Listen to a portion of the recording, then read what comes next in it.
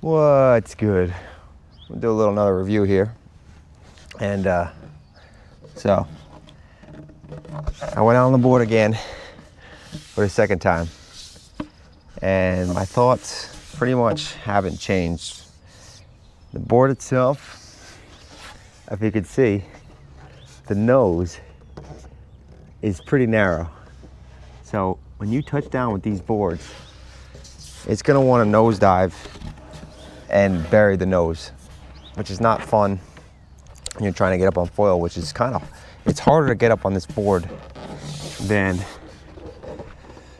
I'm gonna grab this thing over here, than my Armstrong board over here that's 410, but a lot wider.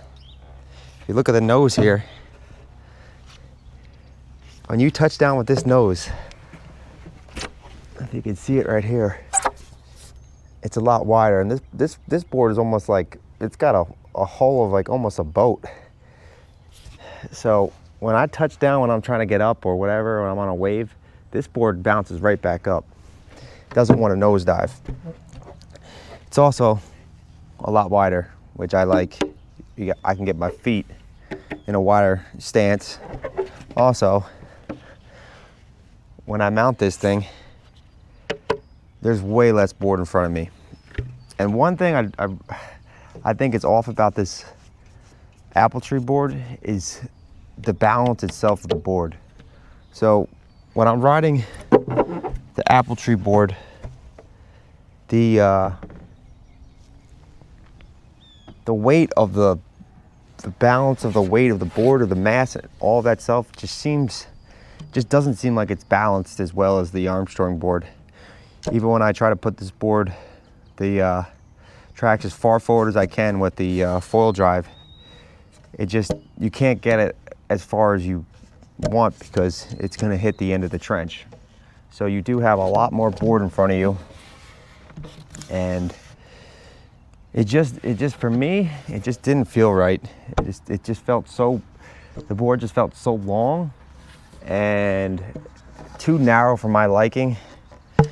And the whole, like, the nose of these boards, it wants, when you touch down, it wants to dig the nose into the water, and then you're done. So like, if I would make a foil drive board, me personally, I'd make the nose a lot fatter, because when you touch down, when you're trying to get up or when you're on a wave, it's gonna want to nosedive.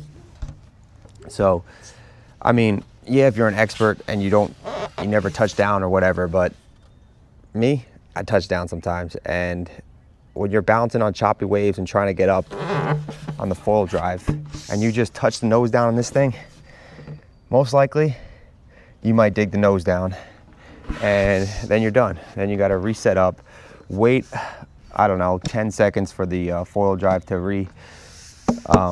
recuperate, to go to boost mode again. And it's kind of a pain. And I didn't really notice any benefit of the trench of getting up. Getting up actually on foil. This board actually, I think, has a harder time than my Armstrong board.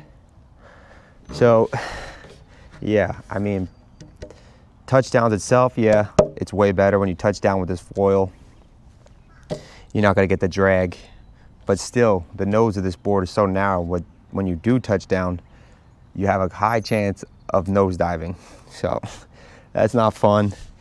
And I think I'll be selling this board because it just didn't meet my expectations of how it was going to change my foiling game. I think it just didn't surf well. Like, I want to ride the actual waves, and going from my Armstrong board to this board, it just didn't ride the wave as well for my riding style, or just my opinion. It didn't surf as well.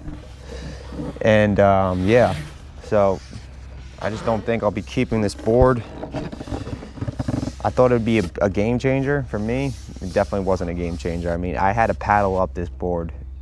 It just seems kind of crazy to me. I thought without the battery box of foil drive exposed, it'd be a whole, different story, but it really wasn't. I mean, I do love the fact that the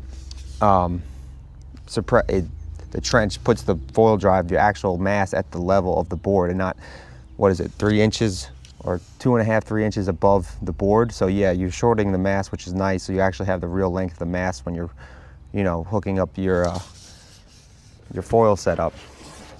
But other than that, the board itself, I just didn't like. I mean, if you guys like narrow boards and you're used to a sharp, pointy nose, which maybe I just didn't get used to. I don't know, just too narrow for me. So, I mean, it's not what I expected, I'll just say the least. So I figured if I'm not gonna really use it, I'm gonna get rid of it. But yeah, and I also made the bracket for this, the limits mast, because the no limits, if you could see, it curves like this around the actual bolt where it bolts down. So you have to put a bracket on to hold this mast onto the foil drive. And that's kind of crucial for taking it on and off with the trench board. And it was still kind of a pain, honestly, with the bracket. It's still annoying. It still didn't go in right away. And I think honestly, you're better off with having bolts go down into the nuts instead of the nuts exposed like this, because it's still annoying to try to line up the foil drive on here, because these are moving back and forth because I didn't screw them down into the actual board, like, so they're stiff on there, because I didn't want to damage the board. So I left kind of play, and I glued the bolts down into the foil track nuts, so they wouldn't, when I'm tightening this down, it wouldn't move. So, you know, it's stuck there, but I didn't want to damage the board when I'm tightening the nuts down, and you're going to spin this stud into the board and you might damage the board. I'm not sure, but I just glued it to the nut itself down here so it wouldn't move. But I think it's just better off without the studs and just go straight bolts. I mean, we'll see. But in my opinion, this board just foil drives better, with the disadvantage of having the foil drive exposed. And I'll take the disadvantage of touchdowns with this board and over the Appletree Zapple. And when I do touch down, yeah, this board's not going to nosedive. And when I'm getting up, it's a lot easier to get up with this board. And then when I'm surfing the wave with this board, it just surfs that much better. I mean, it feels way shorter because it is 6 inches further forward than mast. You have less board in front of you, and I can get more leverage on the foil because I can have a wider stance. So that's that. And yeah.